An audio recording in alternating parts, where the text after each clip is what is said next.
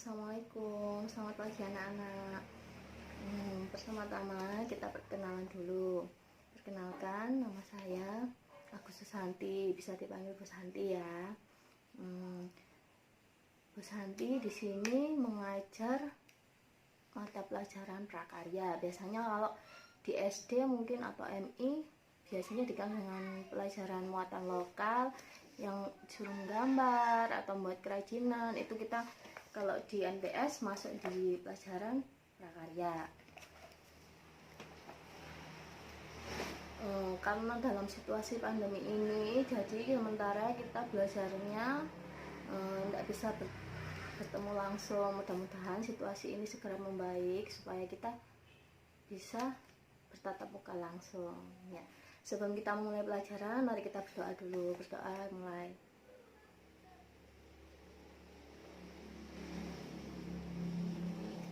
Doa selesai ya.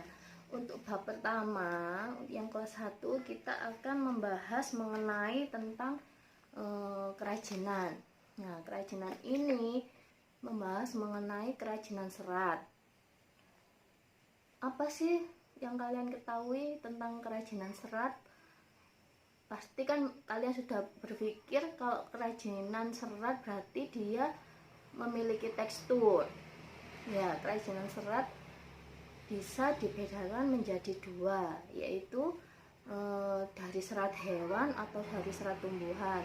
Untuk yang dari serat hewan biasanya kita banyak di sekitar kita bisa kita temui dari misalkan kulit hewan, bulu hewan, yang biasanya dari bulu sapi, bulu domba atau kambing. Biasanya itu bisa dimanfaatkan untuk kerajinan atau yang lain-lain yang memiliki nilai jual. Untuk yang kedua yaitu serat dari hewan juga, misalkan dari ulat sutra. Ulat sutra ini memang dia dibudidayakan untuk diambil sutra dan dipintal bisa menjadi benang, dari benang bisa menjadi kain. Yang kedua yaitu serat yang bisa kita manfaatkan dari tumbuhan. Yang dari tumbuhan bisa kita ambil contohnya dari pelepah pisang. Biasanya pelepah pisang itu sebelum dijadikan kerajinan, yang biasanya lihat di TV acara misalkan mengenai kerajinan tradisional, biasanya itu pelepah pisang ini sebelum dijadikan kerajinan dia melalui proses pengeringan. Kalian tahu nggak mengapa proses ini harus dilakukan? Ya, salah satunya agar produk yang dihasilkan itu tahan lama atau tidak gampang membusuk. Karena kalau tumbuhan kan dia pasti mengandung air. Air ini yang dapat membuat proses pembusukan lebih cepat. Oleh karena itu, pelepah pisang sebelum dijadikan kerajinan dia harus melalui proses pengeringan yang maksimal. Biasanya masyarakat menggunakan sinar matahari. Untuk yang kedua yaitu dari serat daun pandan, dia juga harus melalui proses pengeringan supaya kadar air dalam daun berkurang. Terus ada juga yang memanfaatkan serat enceng gondok. Serat enceng gondok ini dia yang biasanya kan pasti hidup di air. Dia juga harus melalui proses pengeringan. Dan sebelum dijadikan kerajinan, semua bahan yang mengandung kadar air harus benar-benar kering. Kenapa harus begitu? Itu tadi, karena kalau tidak melalui proses pengeringan, produk yang dihasilkan akan cepat rusak atau tidak tahan lama. Nah, dari yang saya terangkan tadi, kalau kalian masih tidak mengerti, bisa dibaca di buku untuk yang bab pertama. Saya kasih contoh, misalkan kalau dari serat hewan yang dari ulat sutra kan pasti kita memanfaatkannya untuk dijadikan pakaian Terus kalau dari bulu domba biasanya orang-orang dijadikan selimut. Kalau bulu domba kan memang terkenal untuk menghangatkan tubuh, yaitu jadi selimut atau jadi jaket bulu.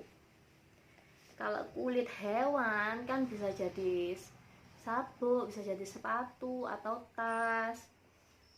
Kalau serat dari tumbuhan biasanya itu dijadikan kerajinan, misalkan bunga kering, atau bisa jadi bros biasanya kan ada yang dari tumbuhan juga, atau atau bisa juga dijadikan perabotan di dapur, misalkan besek atau piring yang dari sesek itu kan juga biasanya dari daun. Nah, dari semua proses itu intinya kita kan berarti memanfaatkan tumbuhan atau hewan yang ada di sekitar kita, yang menurut kita mungkin memiliki nilai jual lah. Mungkin ada yang ditanyakan dari ini, nanti bisa kita melalui WA saja ya. Nah, setelah apa yang saya jelaskan barusan, Bu Santi ingin kalian mengerjakan tugas 4 sama lembar kerja 2. Untuk yang tugas 4 itu dikerjakan nomor 1 sama nomor 2 saja, karena kan yang nomor 3 sementara kita nggak bisa bertatap muka. Mungkin lain kali kalau kita sudah masuk sekolah bisa kita presentasikan satu-satu. Jadi untuk yang tugas 4 nomor 1, coba kalian temukan bahan serat yang ada di lingkungan kalian. Mungkin ada pengrajin yang memanfaatkan bahan serat, salah satunya yang saya sebutkan tadi. Terus yang kedua, coba jelaskan manfaat apa saja yang diperoleh dari bahan serat tersebut. Terus tugas keduanya yaitu lembar kerja 2 LK2 halaman 12 juga, yang berupa tabel. Ini kita sementara mengerjakannya individu, kerjakan di buku tulis saja ya. Sebutkan 5 serat tumbuhan, terus manfaatnya, terus juga 5 serat hewan sama manfaatnya juga. Terus untuk yang ungkapan perasaan ini, coba jelaskan dari 5 serat tumbuhan dan 5 serat hewan, menurut kalian yang paling mudah ditemukan dan mudah diolah menjadi bahan kerajinan, dan untuk penjual proses pemasarannya yang lebih cepat, harganya juga nggak terlalu mahal, jadi bisa menjangkau kelas ekonomi bawah, menengah, sama ke atas. Ya sudah, untuk hari ini Ibu rasa cukup sampai di sini ya. Coba jangan lupa dikerjakan tugas halaman 12 di buku tulis ya. Meskipun dalam kondisi pandemi pada saat ini, kita harus tetap semangat belajar. Jangan lupa keluar rumah kita harus menggunakan masker, kemanapun itu tetap harus memakai masker dan bawa hand sanitizer. Mencegah lebih baik daripada mengobati.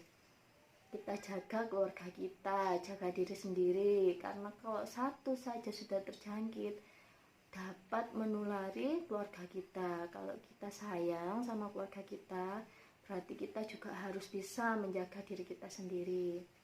Kita harus bisa menjaga kesehatan kita. Ya, sampai di sini ya untuk pertemuan kali ini. Mudah-mudahan kita segera bisa masuk sekolah lagi supaya kita tidak ketinggalan pelajaran. Tetap semangat ya anak-anak. Sampai jumpa. Assalamualaikum.